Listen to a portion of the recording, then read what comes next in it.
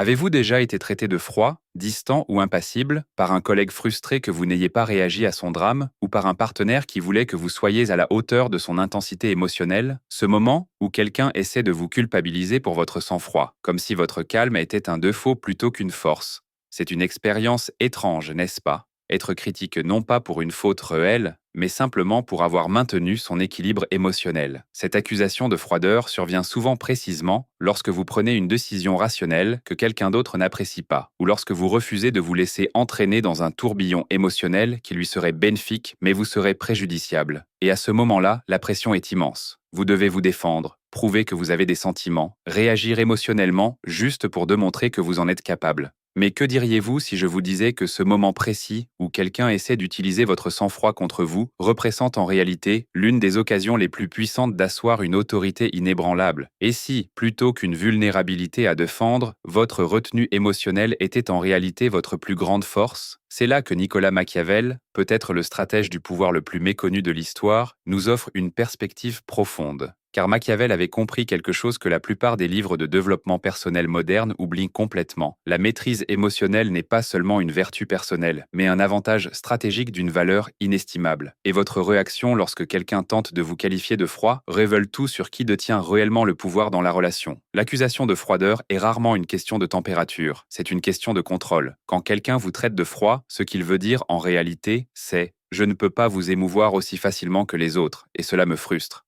Pensez-y. On qualifie rarement quelqu'un de froid lorsque sa retenue émotionnelle nous profite. Un chirurgien aux mains fermes en temps de crise n'est pas froid, il est pose. Un pilote qui reste calme en temps de turbulence n'est pas froid, il est professionnel. Nous n'utilisons cette étiquette que lorsque l'autogestion émotionnelle d'une personne nous empêche de l'influencer comme nous le souhaitons. Cette distinction est cruciale, car elle révèle la véritable nature de l'interaction. La personne qui vous qualifie de froid admet en substance que ces mécanismes normaux d'influence émotionnelle sont défaillants. Et plutôt que de respecter vos limites ou votre maîtrise de soi, elle tente de pathologiser votre sang-froid, de présenter votre force comme une faiblesse à corriger. C'est ce que Machiavel considérerait comme une manœuvre de pouvoir déguisée en préoccupation morale. L'étiquette de froideur n'est pas une observation neutre, mais une tentative stratégique de vous amener à remettre en question vos propres réactions émotionnelles, de vous faire sentir déficient ou brisé parce que vous ne réagissez pas de manière bénéfique pour l'autre. Comprendre cette dynamique est la première étape pour transformer ces moments de confrontations inconfortables en opportunités d'asseoir une autorité plus profonde. Examinez la réaction de la plupart des gens lorsqu'on les accuse d'être froids ou impassibles. La réaction typique suit l'un des trois schémas suivants, qui tous impliquent un abandon de pouvoir. La première réaction, et la plus courante, est la justification défensive. Expliquez toutes les manières dont vous éprouvez des sentiments. Citez des exemples de vos capacités émotionnelles, essayant ainsi de prouver vos compétences émotionnelles à l'accusateur. La deuxième est la surcorrection, devenir soudainement plus expressif, plus disponible émotionnellement, permettant ainsi à l'accusation de modifier votre comportement. Et la troisième est l'intériorisation. Acceptez l'étiquette et commencez à douter de votre propre santé émotionnelle, se demandant si, finalement, quelque chose ne va pas chez vous. Chacune de ces réactions, bien que naturelles, témoigne d'une incompréhension fondamentale de la réalité de l'interaction. Chaque réponse traite l'accusation comme une observation de bonne foi qui nécessite d'être prise en compte, au lieu de la considérer comme une tentative d'exercer une influence émotionnelle sur vous. Et chaque réponse, à sa manière, donne du pouvoir à l'accusateur en validant sa façon de voir la situation. Prenez un instant et réfléchissez avec moi. Combien de fois vous a-t-on traité de trop logique, trop rationnel ou émotionnellement indisponible alors que vous refusiez simplement d'être manipulé? Combien de fois votre sang-froid a-t-il été utilisé contre vous par quelqu'un qui était réellement frustré par son incapacité à vous contrôler émotionnellement? Si cela résonne avec votre expérience, je vous invite à partager dans les commentaires « J'apprends que mon sang-froid émotionnel est une force, pas un défaut ». Ce simple constat peut paraître anodin, mais il représente un changement profond dans votre perception de ces interactions. Et votre commentaire pourrait être exactement ce que quelqu'un d'autre a besoin de lire aujourd'hui pour reconnaître que sa propre maîtrise émotionnelle n'est pas une excuse, mais plutôt un fondement de pouvoir personnel que les autres tentent souvent de saper précisément parce qu'ils ne peuvent pas la contrôler. C'est là que les idées de Machiavel deviennent précieuses. Dans Le Prince, Machiavel introduit le concept de virtu, non pas la vertu au sens moral du terme, mais l'excellence dans la capacité à contrôler son propre destin. Au cœur de ce concept se trouve la maîtrise de ses propres émotions et la gestion stratégique de la perception des autres. Pour Machiavel, la maîtrise émotionnelle n'était pas seulement une question de discipline personnelle. Il s'agissait de comprendre que celui qui contrôle la température émotionnelle d'une interaction contrôle l'interaction elle-même. C'est l'essence même de ce qu'il voulait dire lorsqu'il écrivait qu'il vaut mieux être craint qu'aimé, si l'on ne peut être les deux. Il ne prônait pas la cruauté, comme beaucoup le pensent à tort, mais reconnaissait plutôt que le respect fonde sur la gouvernance émotionnelle est plus fiable que l'affection fondée sur la complaisance émotionnelle. Lorsque quelqu'un vous accuse d'être froid, il admet en substance qu'il ne peut manipuler vos émotions pour prendre le dessus sur vous, et plutôt que de voir cela comme le problème, Machiavel y verrait la solution. La réponse machiavélique à être taxé de froid n'est ni de se défendre ni de changer, mais de reconnaître l'accusation pour ce qu'elle est réellement. La confirmation que votre autogouvernance émotionnelle fonctionne. Cette reconnaissance vous permet de réagir non pas sur la défensive, mais avec une clarté stratégique. Et c'est là que commence le véritable jeu de pouvoir. Car lorsque vous comprenez que l'accusation de froideur est en réalité une question de contrôle plutôt que de température, vous pouvez transformer ces moments de confrontations inconfortables en opportunités d'asseoir une autorité plus profonde. La clé ne réside pas dans la démonstration de vos capacités émotionnelles, mais dans la démonstration de votre souveraineté émotionnelle, votre capacité à choisir vos expressions émotionnelles en fonction de valeurs stratégiques plutôt que de pressions extérieures. C'est ce que Machiavel appellerait la différence entre être mou par la fortune et être guidé par la vertu. Entre être à la merci des circonstances extérieures et être maître de ses propres réactions. En pratique, comment cela se traduit-il? Comment transformer l'accusation de froideur, d'une attaque, en avantage? La réponse réside dans une réponse en 3 parties, qui, simultanément, reconnaît l'accusation, la recadre et réoriente l'interaction. Premièrement, vous reconnaissez ce qui a été dit sans être sur la défensive. Je comprends que vous me perceviez comme froid dans cette situation.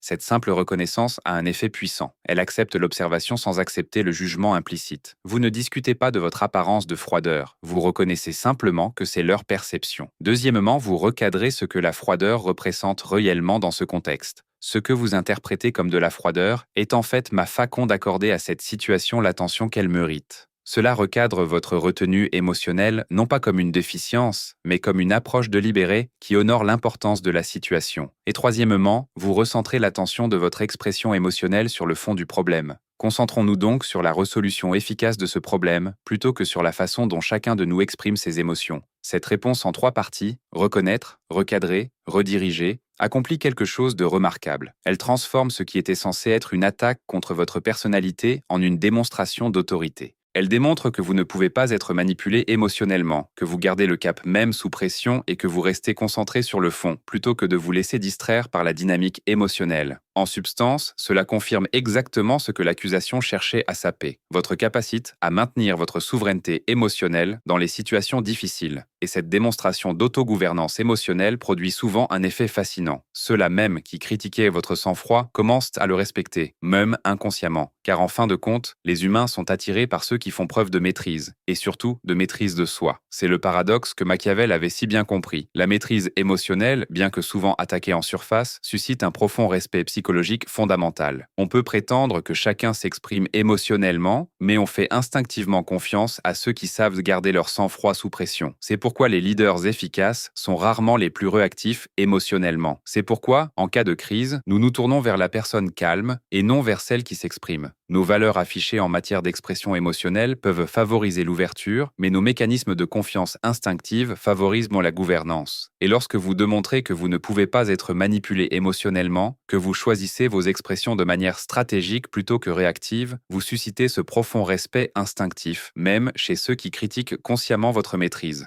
Mais il y a une distinction importante à faire ici. L'autogestion émotionnelle est différente de la suppression émotionnelle. Machiavel ne prônait pas le déni des émotions, mais plutôt leur déploiement stratégique. La différence est cruciale. La suppression émotionnelle, faire semblant de ne pas ressentir ce que l'on ressent, crée une pression interne qui mène finalement à l'explosion, voire à l'implosion. La gouvernance émotionnelle, quant à elle, consiste à vivre pleinement ses émotions intérieurement, tout en choisissant comment et quand les exprimer extérieurement, en fonction de leurs valeurs stratégiques plutôt plutôt que de la pression interne. Cela revient à se demander, l'expression de cette émotion sert-elle mes objectifs à long terme plutôt que ai-je envie de l'exprimer maintenant? Cette distinction est ce qui distingue le pouvoir authentique du simple contrôle. Le premier résulte de l'alignement entre l'expérience intérieure et l'expression extérieure, tandis que le second résulte de la suppression de l'expérience intérieure au profit de l'apparence extérieure. Cette approche machiavélique de l'expression émotionnelle crée ce que j'appelle la transparence stratégique, la révélation sélective des émotions authentiques en fonction de leur valeur instrumentale dans une situation donnée. Parfois, cela signifie exprimer exactement ce que l'on ressent sur le moment. D'autres fois, cela signifie réserver son expression émotionnelle à un contexte plus approprié. Parfois, cela implique de transformer son énergie émotionnelle en action ciblée plutôt qu'en démonstration expressive. L'essentiel était que vous, et non l'autre personne, la situation ou les attentes culturelles, décidiez de la manière dont vos émotions s'expriment. C'est l'essence même de la souveraineté émotionnelle, et c'est peut-être la forme de pouvoir la plus fondamentale que nous puissions développer. Car lorsque vous contrôlez vos propres expressions émotionnelles, vous devenez extrêmement difficile à manipuler, à prédire ou à contrôler. Examinons comment cela se manifeste dans le contexte professionnel. Dans la plupart des lieux de travail, on suppose implicitement que certaines manifestations émotionnelles sont appropriées et d'autres non. On attend souvent des femmes qu'elles soient bienveillantes mais sans colère, tandis que des hommes qu'ils soient confiants mais sans vulnérabilité. Ces attentes créent des leviers de manipulation, des moyens de faire en sorte que quelqu'un se sente inadéquat ou inapproprié en soulignant ses écarts émotionnels. Mais en pratiquant une transparence stratégique, en choisissant vos expressions émotionnelles en fonction de leur efficacité plutôt que des attentes des autres, vous devenez insensible à cette forme de manipulation. Vous pouvez être bienveillant lorsque cela sert vos intérêts et ferme lorsque cela est plus efficace. Vous pouvez faire preuve de confiance lorsque cela favorise vos objectifs et de vulnérabilité lorsque cela crée un lien nécessaire. Cette flexibilité émotionnelle repose paradoxalement sur la maîtrise émotionnelle, la capacité à ressentir des émotions sans être contraint de les exprimer immédiatement ou de manière imposée. C'est pourquoi l'accusation de froideur est souvent portée par ceux qui utilisent la manipulation émotionnelle comme principale forme d'influence. En ne répondant pas aux appâts émotionnels, en évitant de vous mettre sur la défensive face aux critiques, de vous mettre en colère face aux provocations, de vous sentir incertain face aux questions, vous neutralisez l'outil principal des manipulateurs. Et plutôt que de reconnaître leur propre recours à la manipulation, ils projettent souvent le problème sur vous, pressentant votre immunité à leur tactique comme une déficience émotionnelle plutôt qu'une force stratégique. Comprendre cette dynamique vous permet non seulement de mieux répondre à l'accusation de froideur, mais aussi de reconnaître que vous avez affaire à quelqu'un qui utilise la manipulation émotionnelle plutôt que la valeur réelle pour influencer les autres. Et cette reconnaissance est précieuse, car elle vous permet d'interagir avec ces personnes de manière stratégique plutôt que réactive. L'application de cette vision machiavélique va bien au-delà de la simple réponse aux accusations directes de froideur. Elle s'applique chaque fois que quelqu'un tente d'utiliser votre retenue émotionnelle contre vous. Lorsqu'un collègue vous dit « ce projet ne semble pas vous enthousiasmer » pour vous inciter à accepter davantage de travail. Lorsqu'un commercial vous dit « la qualité ne semble pas vous préoccuper » lorsque vous remettez en question ses tarifs. Lorsqu'un ami vous dit « vous ne vous confiez jamais à moi » lorsque vous maintenez des limites appropriées. Dans chaque cas, la dynamique sous-jacente est la même. Une tentative de présenter votre maîtrise émotionnelle comme une déficience à corriger plutôt que comme une force méritant le respect. Et dans chaque cas, la réponse stratégique suit le même schéma. Prendre acte de l'observation sans accepter le jugement. Recadrer votre retenue pour qu'elle soit adaptée à la situation et recentrer l'attention sur le fond plutôt que sur l'expression émotionnelle. Cette capacité à maintenir sa souveraineté émotionnelle sous pression est ce que Machiavel reconnaîtrait comme la véritable vertu, l'excellence qui permet de façonner les circonstances plutôt que d'être façonné par elles. C'est une forme de pouvoir qui ne dépend ni de la position, ni des ressources, ni d'une validation extérieure. On ne peut l'obtenir, ni la retirer. On ne peut la développer que par la pratique et la constance. Et lorsque vous démontrez cette forme de pouvoir, lorsque vous montrez que vos expressions émotionnelles sont choisies plutôt que contraintes, vous créez une forme d'autorité que les autres respectent instinctivement, même s'ils ne peuvent pas immédiatement en expliquer les raisons. C'est l'essence même de l'autorité silencieuse, une influence qui n'a pas besoin de s'annoncer, car elle se manifeste dans chaque interaction par l'autogestion émotionnelle et la clarté stratégique. Mais développer cette forme de souveraineté émotionnelle exige plus qu'une simple compréhension intellectuelle du concept. Cela nécessite des stratégies pratiques pour garder son sang-froid dans les situations difficiles. L'une des approches les plus efficaces est ce que j'appelle le pré-engagement émotionnel. Décider à l'avance comment vous réagirez émotionnellement à certains types de situations. Par exemple, vous pourriez décider que lorsque quelqu'un remet en question vos compétences, vous réagirez avec une curiosité calme plutôt qu'une justification défensive. Ou, lorsque quelqu'un tente de vous forcer à prendre une décision, vous réagirez avec une patience délibérée plutôt qu'une accélération anxieuse. Ces engagements préalables créent des ancrages émotionnels qui vous aident à garder votre sang-froid sous pression, car vous avez déjà décidé comment réagir à certains déclencheurs avant qu'ils ne surviennent. Cela ne signifie pas que vos réponses deviennent artificielles ou préétablies. Cela signifie simplement que vous choisissez votre approche émotionnelle de manière stratégique plutôt que réactive. Une autre stratégie efficace est la pratique de la distanciation émotionnelle, la capacité à observer ses propres réactions émotionnelles sans s'y identifier complètement. C'est l'équivalent psychologique d'observer les vagues depuis le rivage plutôt que d'être ballotté par les vagues. Lorsque quelqu'un vous accuse d'être froid, par exemple, vous pourriez ressentir une attitude défensive ou un sentiment d'insécurité, mais au lieu de les incarner, vous les observez simplement. Je remarque que je suis sur la défensive en ce moment. Ce léger changement de perspective, de l'observation de vos émotions à leur perception, crée un espace crucial entre le stimulus et la réponse, entre ce qui vous arrive et la manière dont vous choisissez de réagir. Et cet espace est le lieu où le choix stratégique devient possible. Sans cet espace, nous réagissons simplement en fonction de notre conditionnement émotionnel. Avec lui, nous pouvons réagir en fonction de notre intention stratégique. Une troisième pratique essentielle est ce que Machiavel pourrait appeler la vulnérabilité calculée, le choix stratégique de révéler certaines émotions dans des contextes spécifiques pour obtenir des résultats précis. Il ne s'agit pas de manipuler au sens négatif du terme, mais plutôt de reconnaître que l'expression émotionnelle est une forme de communication qui crée des effets prévisibles chez autrui. Faire preuve d'une vulnérabilité appropriée peut instaurer la confiance dans certains contextes, tout comme faire preuve d'une fermeté appropriée peut établir des limites chez autrui. L'essentiel est que ces expressions découlent d'un choix plutôt que d'une contrainte. Vous révélez des émotions authentiques, mais vous choisissez lesquelles, quand et à qui les révéler en fonction de leur impact probable plutôt que de leur simple intensité interne. Cette approche calculée de la vulnérabilité est ce qui distingue le leadership stratégique authentique de la manipulation froide et de l'expression émotionnelle sans filtre. Ces pratiques, engagement émotionnel préalable,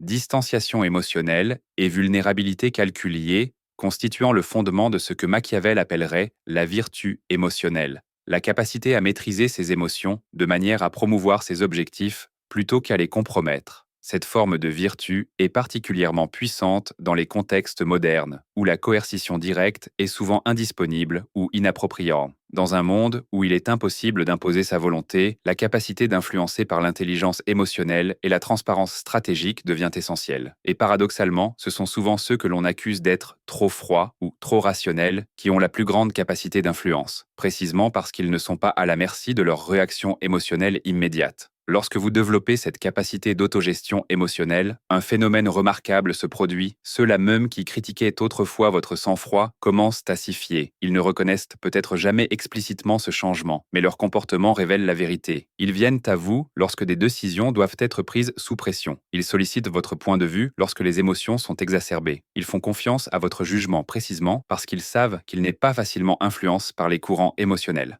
C'est la justification ultime de l'approche machiavélique du pouvoir émotionnel. Non pas que les autres admettent avoir eu tort à votre sujet, mais que leurs actions démontrent qu'ils ont appris à valoriser exactement ce qu'ils critiquaient autrefois. Car, en fin de compte, les humains ne font pas confiance à ce que nous disons valoriser. Ils font confiance à ce que nous avons vécu comme précieux. Et peu de choses ont plus de valeur en période d'incertitude que de savoir garder le cap lorsque les autres perdent le leur. Cette transformation, passer d'être critiqué pour son sang-froid à être valorisé pour cela, représente la pleine réalisation de la vision de Machiavel sur le pouvoir émotionnel. Il ne s'agit pas de devenir froid au sens d'être insensible ou de connecté. Il s'agit de développer la capacité à vivre pleinement ses émotions tout en les exprimant de manière stratégique. Il s'agit de reconnaître que l'autogestion émotionnelle n'est pas une limite à surmonter, mais une capacité à développer. Et surtout, il s'agit de comprendre que lorsque quelqu'un vous traite de froid, il ne décèle pas un problème de capacité émotionnelle, mais révèle sa frustration face à son incapacité à vous influencer émotionnellement. Et dans cette révélation réside l'une des meilleures opportunités d'établir une autorité silencieuse.